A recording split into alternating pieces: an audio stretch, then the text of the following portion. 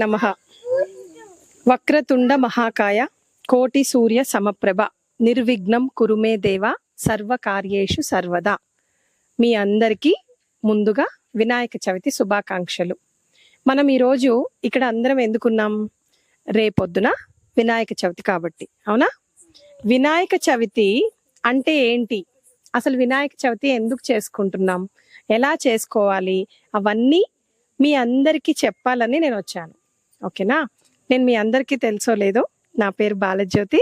నేను అడ్వకేట్గా వర్క్ చేస్తున్నాను. అలాగే ఒక ఎన్జిఓ రన్ చేస్తున్నాను.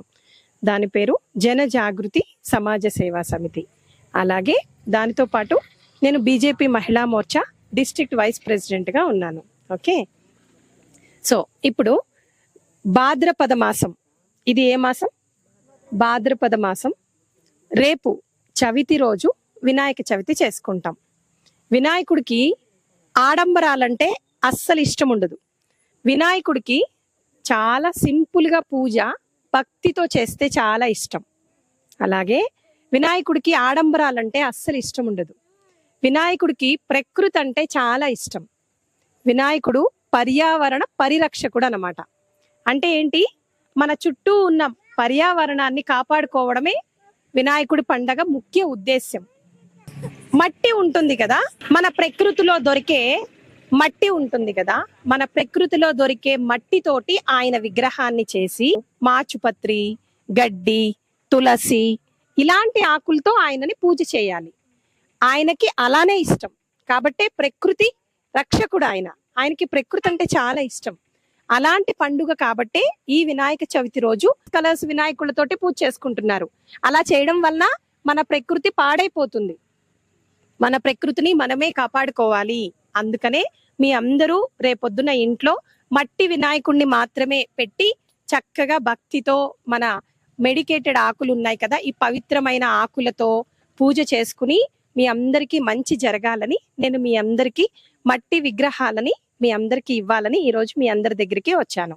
కాబట్టి మీరు రేపొద్దున చక్కగా నేను ఇచ్చిన వినాయకుడిని పెట్టుకుని భక్తితో పూజ చేసుకుని మీ అందరికీ మంచి జరగాలని, మీ అందరికీ ఆయువు ఆరోగ్యం ఆ వినాయకుడు ఇవ్వాలని మనస్ఫూర్తిగా కోరుకుంటూ మీ అందరికీ ఈరోజు ఆ వినాయకుడిని ఇవ్వాలని అనుకుంటున్నాను. Thank you. నా పేరు రిషిక రుగ్వేద్. నేను పీపుల్ ట్రీ స్కూల్ చదువుతున్నాను. మా అమ్మ పేరు బాలజ్యోతి. ముందుగా మీ అందరికీ వినాయక చవితి శుభాకాంక్షలు. వినాయకుడికి ప్రకృతి అంటే చాలా ఇష్టం. మనము మట్టితో చేసిన విగ్రహాలని గణపతిని పూజకి చేస్తే ఆ గణపతి చాలా సంతోషిస్తాడు. పండుగ ముందు రోజు మీ అందరితో సెలబ్రేట్ చేసుకోవడం నాకు చాలా పెద్ద పండుగ.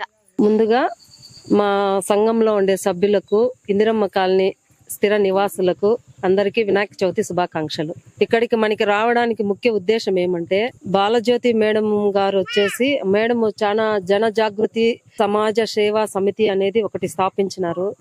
దాని ద్వారా ఎన్నో కార్యక్రమాలు చేసినారు. నేను కూడా కొన్ని కార్యక్రమాలకు కూడా అటెండ్ అయినాను. చాలా మంచి కార్యక్రమాలు చేస్తున్నారు. బీద వాళ్లకు, పేద ప్రజలకు ఏదో ఒకటి చెయ్యాలా. ఆమె ఇంట్లో అన్నం తిని నిద్రపోతుందో లేదో నాకైతే తెలియదు, కానీ ఆమె మనసులో బాగా నాటుకుపోయింది. డబ్బులు ఎప్పుడైనా సంపాదిస్తాము, జనాలకు మంచి ఎలా చేయాలి, ఏ విధంగా పోతే లేడీస్ కి మనం ఉపయోగపడతాం. ఆమె న్యాయానికి చెప్పాలంటే స్త్రీ పక్షపాతి. మనము ఏం అడిగితే కూడా అది చేసేదానికి ఆమె సిద్ధంగా ఉంది. ఇప్పుడు కూడా కానీలే, మీకు ఏ కష్టం వచ్చినా మేడం పర్సనల్ నెంబర్ నా దగ్గర ఉంటుంది, నేను ఇస్తాను.